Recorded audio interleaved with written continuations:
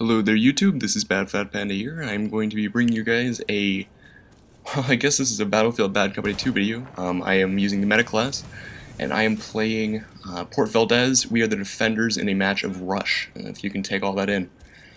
Since this is a Thursday upload, I decided to put out a Battlefield Bad Company 2 video. I will, until FIFA and Red Dead Redemption come out, which are games I am eagerly anticipating, you can be pretty certain that I'm going to alternate God of War 3 with some Battlefield Bad Company 2, and that will be the Thursday uploads until April 23rd, I believe it is, that FIFA comes out. I may wait a bit to get it though, because the semester is...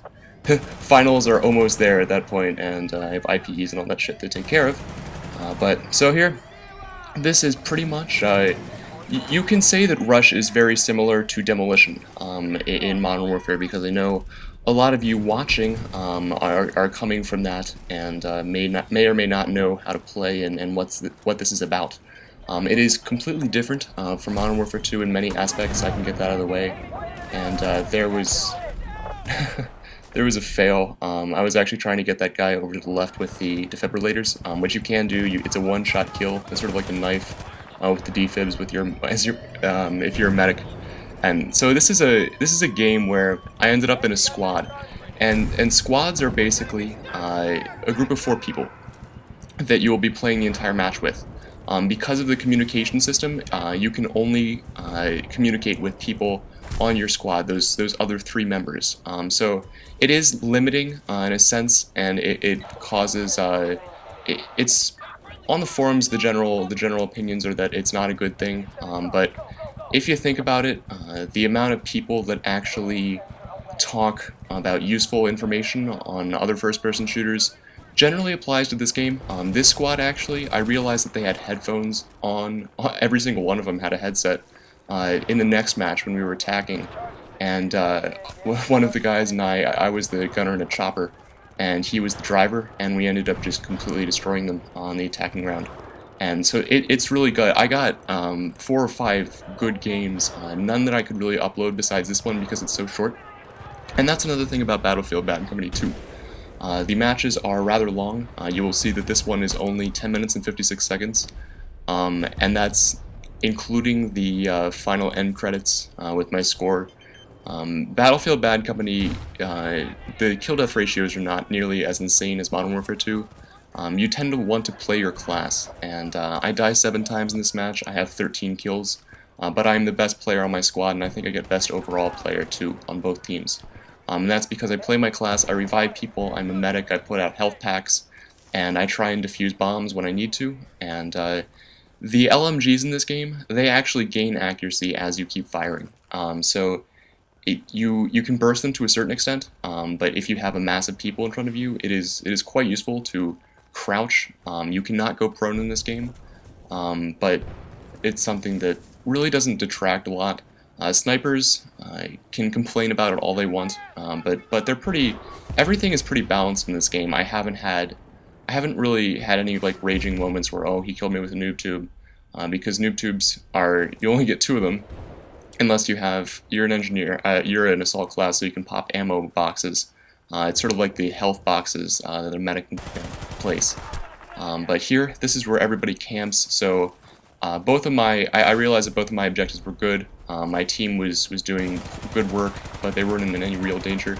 So I thought I would go up here and clear out some of the snipers, because I heard a couple people complaining that there were snipers up on the ledge, that they were killing them. Snipers have mortars in this game. It's sort of like airstrikes of the Call of Duty franchise, and they can do a hell of a lot of damage. It detracts from people wanting to camp, because if you camp for too long, somebody's just going to call mortar strike in and blow your face off. And that's never good. So another reason why I picked this match is because if any of you played the demo, this is actually the match that they gave for the demo, but this is the actual version. I fully upgraded the engineer class, and this is one of my first couple matches with the medic.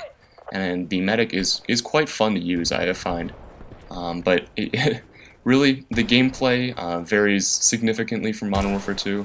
When I first picked this match, win this game up, I wanted to rush out and try and kill a bunch of people.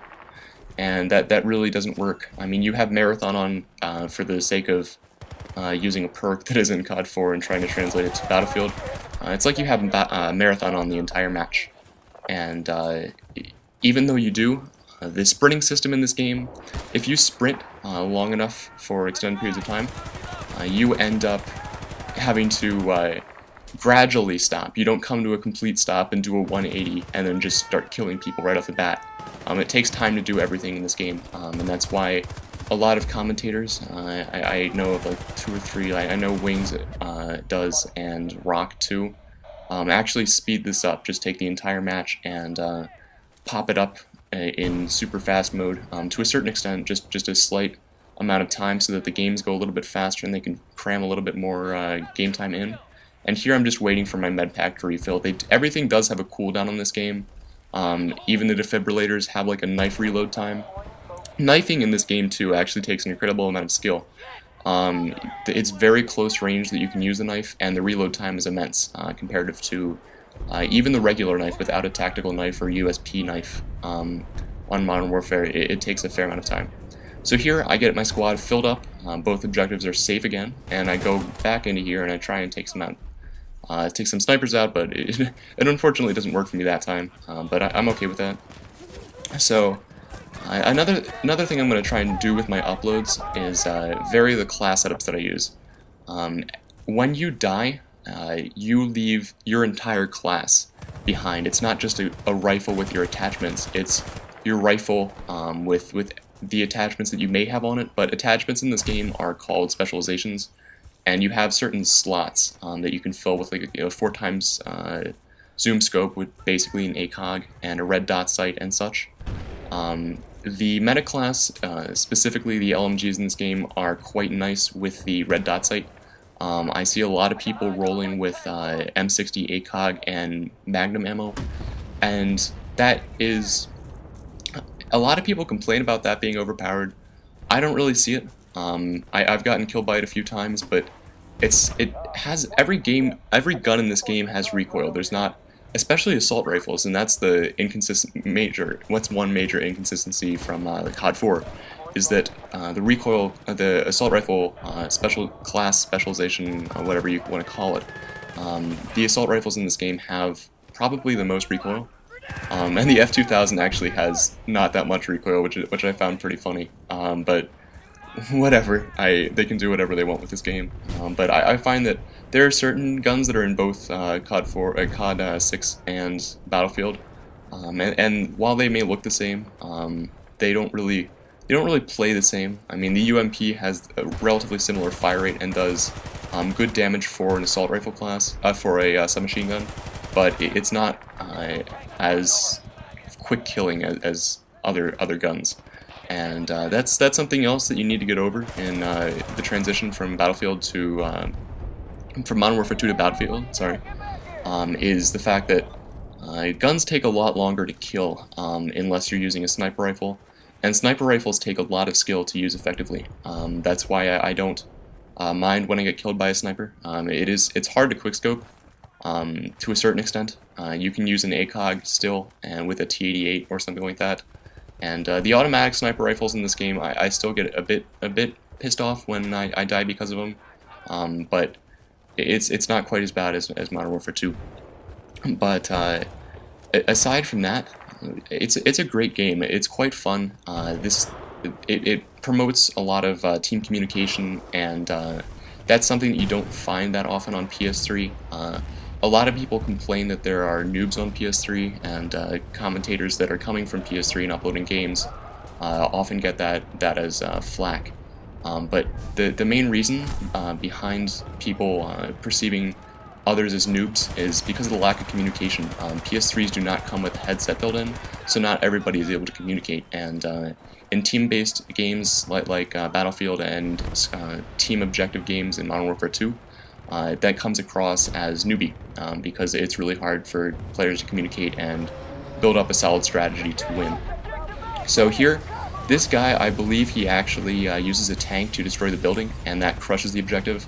There are a lot of different things that you can do in this game to take advantage of this amazing destruction engine that they use. So here, there's a guy, I see a lightning bolt on my radar, around there, and I'm trying to look around to revive him, but I can't find him, so I get frustrated and move on, because I see that guy over there needs health. Unfortunately he dies, but I am willing to revive him and try and get as many people up to defend the objective as possible, because the tickets are running out. In rush games, there are 75 tickets that you have, and tickets represent lives.